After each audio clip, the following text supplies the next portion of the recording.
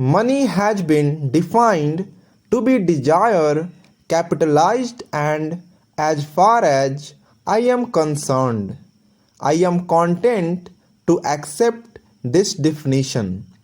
I have thought of it in all ways, and I have concluded, after consideration of every circumstance connected with the subject, that the definition is satisfactory.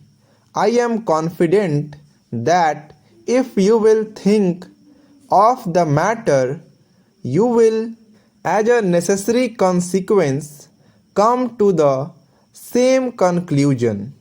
In a genuine inquiry, the conclusion is not arrived at without some consideration of opposite views. In fact, those views must be considered if we are to come to a satisfactory conclusion. Having regard, therefore, to the interesting nature of the question before us, it will be agreed that it deserves to be fully considered and must be looked at from every standpoint.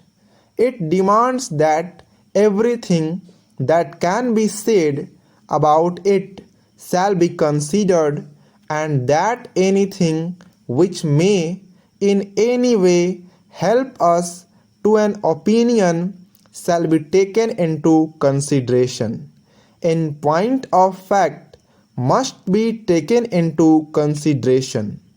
Limited space, however, forbids my enlarging upon the question in the manner I would like, so that I must be content to leave out some considerations of which a great deal might be said, and respecting which there might perhaps be a disagreement.